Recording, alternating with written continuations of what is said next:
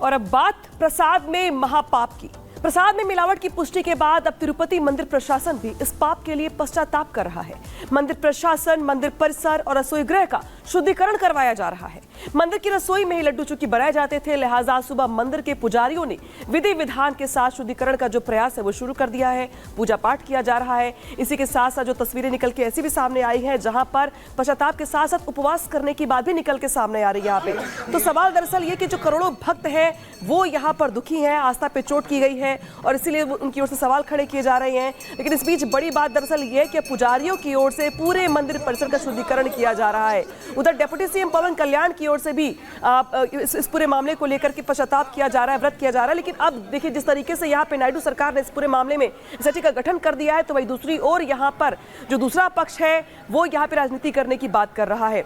ऐसे में यहाँ पे देखिए वीएचपी की महापंचायत भी होने वाली है। तो दो तस्वीरें दिखा रहे हैं आपको हम जहाँ पे लड्डू वाली रसोई का शुद्धिकरण किया जा रहा है, तो वही मिलावट के बाद पश्चाताप की बारी है। लिहाजा पश्चाताप के तहत पूरे मंदिर परिसर का शुद्धिकरण करवाया जा रहा है। हालांकि इस बीच जो सरकार है जगनमोहन रेड्डी की, उनकी ओर से कहा जा रहा है कि ये राजनीति की जा रही है, पॉलिटिकल स्टंट है ये।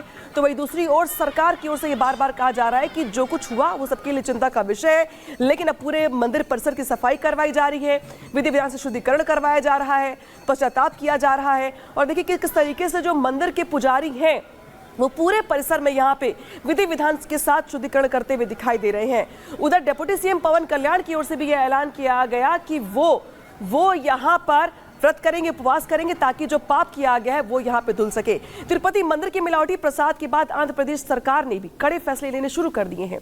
नायडू सरकार ने मामले की जांच के लिए एसआईटी का गठन कर दिया है। दूसरी तरफ विश्व हिंदू परिषद भी मंदिरों को सरकारी कंट्रोल से आजादी दिलाने की मांग कर रहा है। रिपोर्ट आपको दिखाते हैं।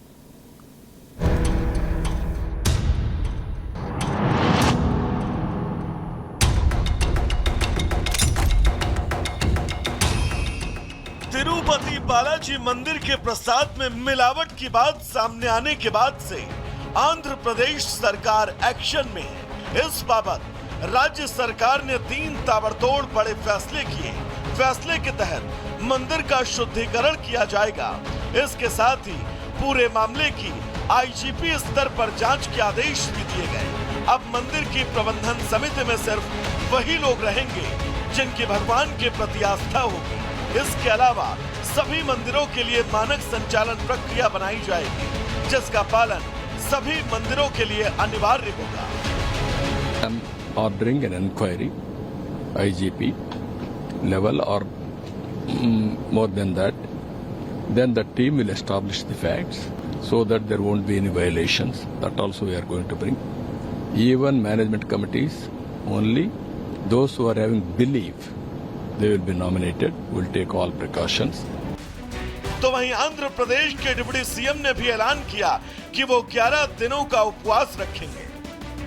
చాలా అవకతవకలు జరుగుతూ ఉన్నాయి, ప్రసాదాలు కల్తీ జరుగుతూ ఉన్నాయి, సరిగా లేవు, ప్రసాదం నాణ్యత పోయింది, డబ్బులు కలెక్ట్ చేస్తున్నారు, రిసిప్ట్లు ఇవ్వట్లేదు, అసలు టీటీడీ మీద కూడా వైట్ పేపర్ రావాల్సిన అవసరం ఉంది। ఇవన్నీ కూడా మేము చాలాసార్లు అనుకుంటా ఉన్నాం, కానీ ఈ స్థాయిలో మన పందికి సంబంధించిన కొవ్వులు ఇవి ఎక్కువ ఉన్నాయి।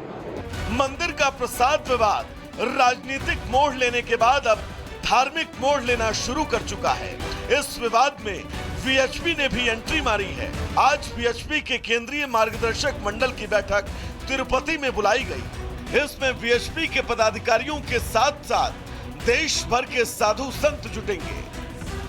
देखिए, ये तो विधर्मियों का हमारे धर्म स्थलों पर षड्यंत्र पूर्वक किए गए एक ऐसा घोर आघात है जो कि जिसे मैं कहूँ कि अक्षम्य अपराध है, वो उन्होंने किया है।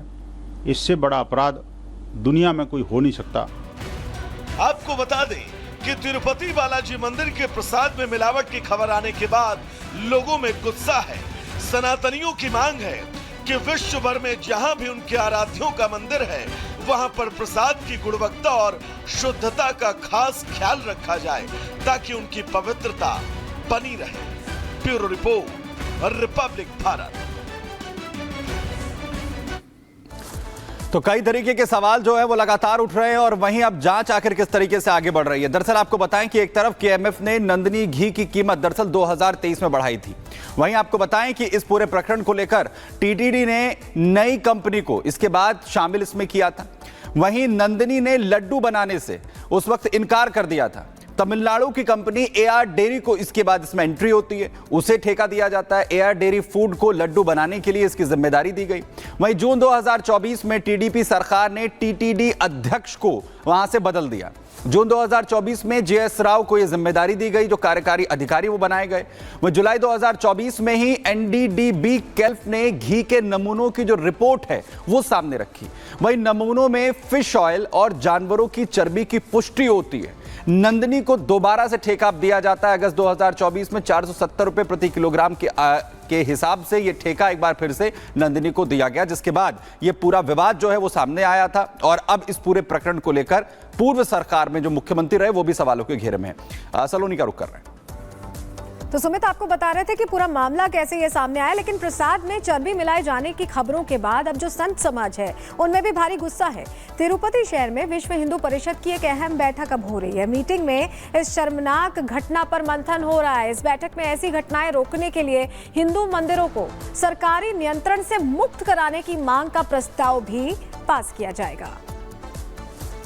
दो तस्वीरें आपको दिखा रहे हैं जहां प्रसाद को लेकर जिस तरह से महापाप हुआ, ऐसे में शुद्धिकरण किया गया है। आपको पता है कि पवन कल्याण जो डिप्टी सीएम है आंध्र प्रदेश के, वो 11 दिनों की तपस्या भी कर रहे हैं। और इस बीच बीएचपी का ये मंथन चल रहा है कि क्या अब हिंदू मंदिरों को जो सरकारी नियंत्रण है उससे आज़ाद कराने की ज़रूरत है या उससे फ्री कराने की ज़रूरत है। इसकी मांग भी रखी जा रही है। देखिए, तिरुपति बालाजी मंदिर के प्रसाद में जानवरों की चर्बी मिले होने की जो बात सामने आई, जो मामला सामने आया, वो तूल पकड़ता जा रहा है। और अब समाजवादी पार्टी की सांसद और अखिलेश यादव की पत्नी डिंपल यादव ने मिलावट विवाद का मुद्दा उठाकर योगी सरकार को घेरने की कोशिश की है। डिंपल यादव ने आरोप लगाया है कि मथुरा में भगवान को जो पेड़ा चढ़ाया जाता है वो शुद्ध नहीं है।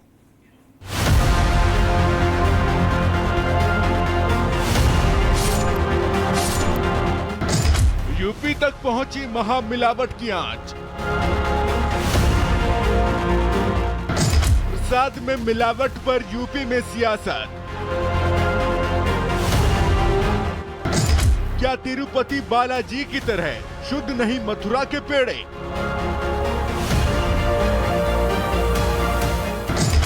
मथुरा में किसने रची धर्म भ्रष्ट करने की साजिश? क्या वाकई हिंदू आस्था से हुआ खिलवाड़, या फिर योगी सरकार की छवि पर प्रहार? अखिलेश यादव की पत्नी डिंपल यादव ने मथुरा के पेड़ों का मुद्दा उठाकर यूपी की सियासत में हड़कंप मचा दिया है। डिंपल यादव ने दावा किया है कि मथुरा में भगवान श्री कृष्ण और राधा रानी को जो प्रसाद चढ़ाया जाता है वो शुद्ध नहीं है और मिलावटी प्रसाद की वजह से लाखों करोड़ों श्रद्धालुओं की आस्था को ठेस पहुंची है। अभी हमने सुना है कि ये मथुरा में भी सुनने को मिला है कि वहाँ पे भी जो खोया दिया जा रहा है वो सही तरह का नहीं दिया जा रहा है। तो मैं समझती हूँ इसमें जांच बैठे और जल्द से जल्द ये कैसे सुधारा जाए इस पे काम किया जाए। क्योंकि डिंपल यादव ने सीधे सीधे मथुरा के प्रसाद को तिरुपति बालाजी मंदिर के प्रसाद की तरह ही अशुद्ध बताने की कोशिश की, इसलिए इस मामले में सियासत गर्मा गई है। गौरतलब है कि तिरुपति बालाजी मंदिर में चढ़ने वाले प्रसाद में जानवरों की चर्बी मिले होने का मामला जब से सामने आया है, लाखों करोड़ों हिंदुओं की आस्था को सीधे सीधे चोट पहुंची है। इस घटना के सामने आने के बाद अब देश भर के प्रसिद्ध मंदिरों में चढ़ने वाले प्रसाद की जांच कराने की मांग उठाई जा रही है।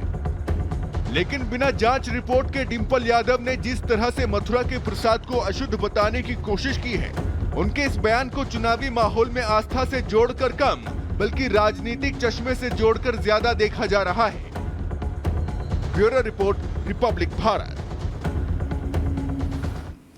तो सवाल जो है वो मथुरा के पेड़े को लेकर भी अब समाजवादी सांसद जो है डिंपल यादव उठाती हुई नजर आ रही हैं। वहीं जिस तरीके से तिरुपति बालाजी के अंदर लड्डुओं को लेकर सवाल उठे, अब इसे लेकर एक तरफ जांच हो रही है, तो वहीं बीजेपी नेता मुख्तार अब्बास नकवी का कहना है कि केंद्र सरकार ने इस पूरे मामले का संज्ञान लिया है और जो भी इसमें आरोपी होंगे उन्हें बख्शा नहीं जाएगा। सुनिए।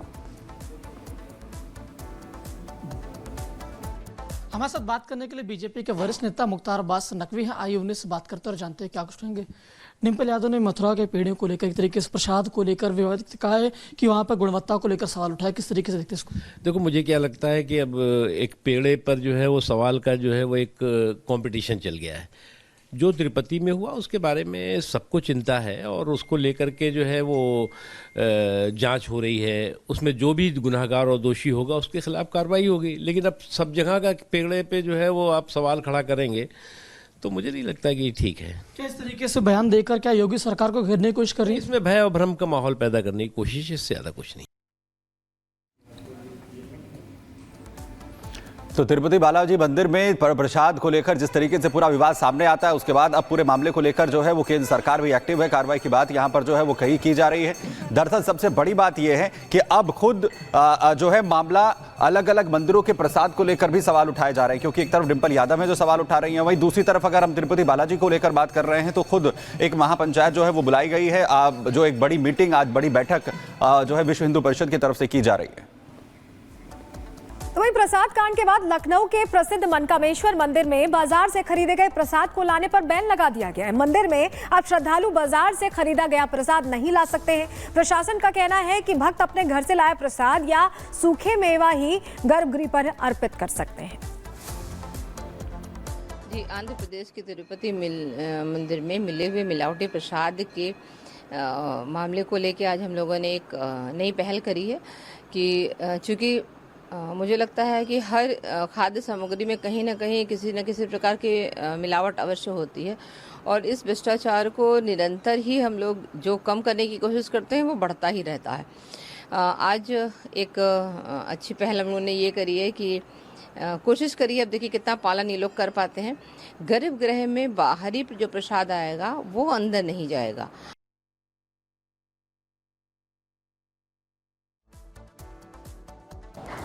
नहीं, हम तो इसके खिलाफ है। हम तो ऐसा नहीं समझते कि ऐसा कुछ होना चाहिए। और जो भी यहाँ पे प्रसाद वितरण हो रहा है, जो भी बाहर यहाँ पे दुकानें लगी हैं, लोग जहाँ से भी लेके आते हैं, फूड विभाग को यहाँ पे जांच करनी चाहिए क्या सही क्या गलत है। सब जगह पे ऐसा कुछ नहीं होता कि यहाँ वहाँ पे अगर गलत हो रहा तो यहाँ भी ऐसा गलत हो रहा है। तो इसका ये तो गवर्नमेंट को यहाँ की देखना चाहिए कि क्या सही क्या गलत है, वो फैसला वही कर सकती है। वहीं बात करते दिल्ली यूनिवर्सिटी के एक कॉलेज के अंदर, गुरु तेग बहादुर कॉलेज, जहां पर दो छात्रों के गुटों के बीच झड़प का मामला सामने आया है। दरअसल जल्द ही जो छात्र संघ का चुनाव है होना है, जिसे लेकर बताया जा रहा है कि दोनों जो छात्र गुट हैं वो आपस में भिड़ गए। पूरा मामला क्या दिखाते हैं इस 1 मिनट की रिपोर्ट में। दिल्ली विश्वविद्यालय के श्री तेग बहादुर खालसा कॉलेज में छात्रों के बीच जमकर मारपीट हुई। ये मारपीट कहीं और नहीं बल्कि प्रिंसिपल ऑफिस के बाहर हुई। वीडियो में देखा जा सकता है कि छात्रों का एक गुट ऑफिस के बाहर खड़ा दिखाई दे रहा है। कुछ ही देर बाद लाल पगड़ी पहने एक छात्र को कुछ छात्र खींचकर पीटने लगते हैं और उस पर लात घूंसों की बौछार कर देते हैं। मारपीट के दौरान छात्र की पगड़ी भी गिर जाती है, जिसके बाद कुछ छात्र बीच बचाव करते हैं और बीच बचाव करने वाले छात्र उसे वहां से ले जाते हैं। बाकी छात्र प्रिंसिपल के कार्यालय के बाहर खड़े हैं और उनमें से कुछ अधिकारियों से बात करते हुए दिखाई दे रहे हैं। बताया जा रहा है कि ये पूरी फसाद छात्र राज